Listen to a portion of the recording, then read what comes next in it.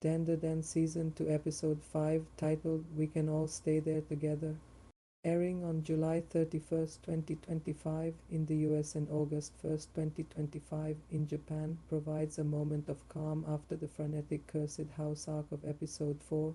The setting shifts from Jiji's haunted family mansion to the familiar cluttered warmth of Seiko Ayoshi's house, where Momo Ayoshi, Keno Karen Takakura, Seiko, and Jiji regroup to address the evil eye's persistent possession of Jiji. Despite Seiko's efforts, the yokai remains fused with Jiji, driving the episode's blend of humor, heart, and supernatural tension. The narrative hinges on a key discovery. Water has a surprising effect on how the evil eye possesses Jiji's body.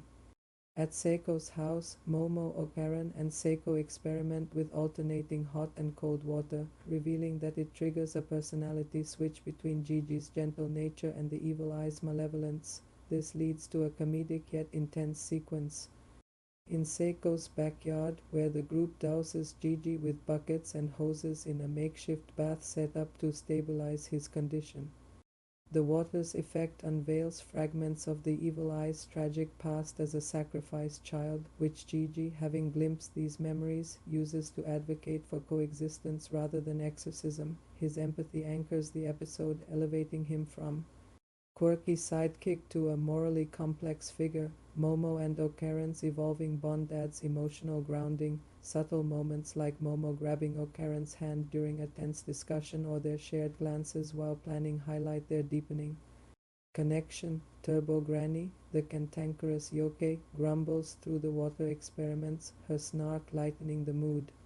The atmosphere at Seiko's house feels intimate yet uneasy, with the cozy setting tatami mats, scattered talismans contrasting the looming threat of the evil eye and the Gito family's inevitable retaliation. The episode closes on a bittersweet note as Jiji proposes a risky plan to integrate the evil eye, setting up future conflicts while the group reflects on their fragile unity. Science Saru's animation captures the episode's tonal shift with finesse.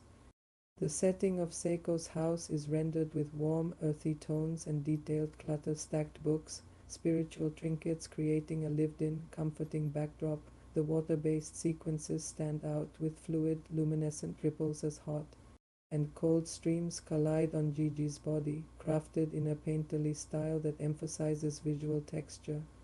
Jiji's expressions, shifting between his earnestness and the evil eye's menacing glare, are animated with subtle light twitches and micro-movements that convey his internal struggle. However, some comedic moments, like the exaggerated water splashing antics, rely on static frames, lacking the fluidity of episode 4's volcanic battle. The absence of a major action sequence limits the animation's scope, but the character-driven visuals remain engaging. The Japanese voice cast delivers nuanced performances.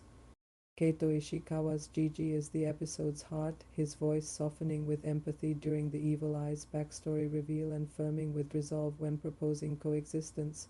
Shion Wakayama's Momo balances brash confidence with vulnerability, particularly in quiet moments with Okarun, while Natsuki Hana's Okarun captures teenage awkwardness with sincere delivery. Kazuya Nakai's Turbo Granny injects levity with her gravelly, exasperated quips, stealing scenes without overshadowing the drama.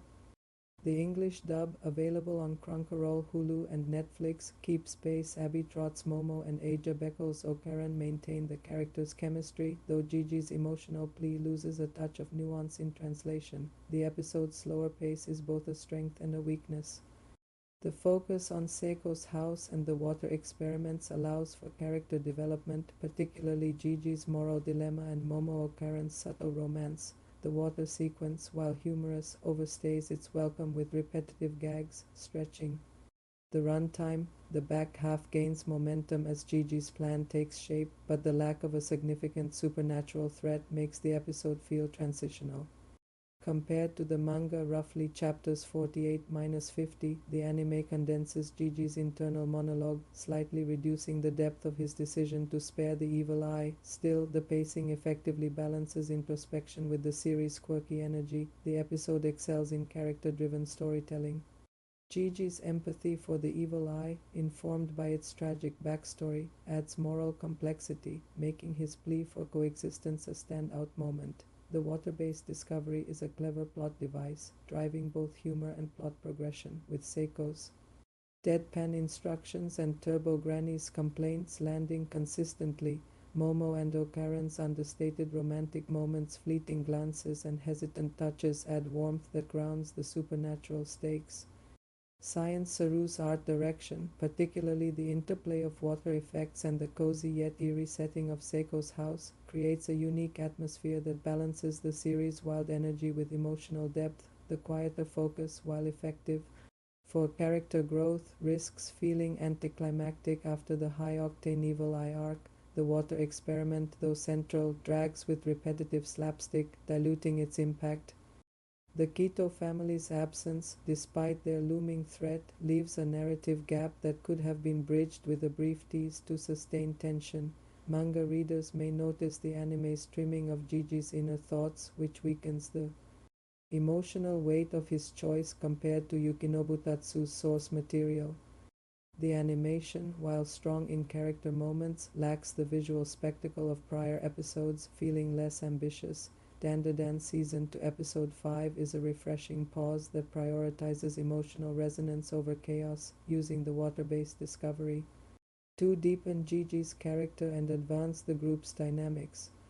Science Saru's expressive animation and the stellar voice cast elevate the quieter moments, particularly Jiji's compassionate stand and Momo Okarun's tender interactions, while the pacing falters with repetitive humor and the episode feels transitional. The focus on Seiko's house and the character-driven narrative keep it compelling. The series continues to blend supernatural quirks with human warmth, maintaining its unique charm in the summer 2025 lineup.